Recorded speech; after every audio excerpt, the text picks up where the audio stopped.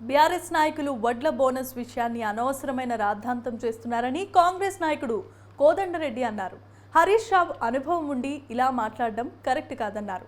సన్న వడ్లు ఇతర రాష్ట్రాల నుండి దిగుమతి చేస్తున్నారు. అది ఆపడానికి మన రైతులకు తెలియచెప్పడం కోసమే సన్న వడ్లకు బోనస్ అని చెప్పామన్నారు.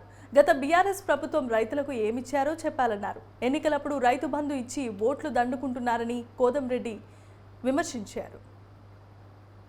ప్రజాధనం సద్వినియోగం చేయాలి.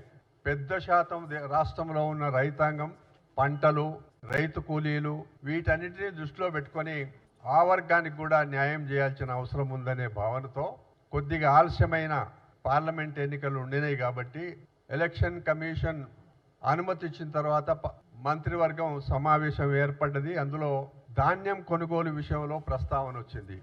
సన్న ధాన్యానికి బోనస్ ఇస్తాము అనే మాట చెప్పడం జరిగింది. దాన్ని హరీష్ రావు గారు, గతంలో అనేక శాఖలు నిర్వహించిన మంత్రి గారు, దాన్ని రాజకీయం చేస్తూ మాట్లాడిండు. మేము కాంగ్రెస్ పార్టీగా రైతులతో, రైతాంగంతో సంబంధం ఉన్న నేను కానీ, అన్వేష్ రెడ్డి కానీ, ఇందిరమ్మ కానీ, మా పాలసీ కానీ మీరేదో 9.5 సంవత్సరాలు అధికారంలో ఉంటే ఏం చేసిండ్రో ఒక్కసారి బేరీజ్ వేసుకోండి. ప్రజాధనం సద్వినియోగం చేయాలి.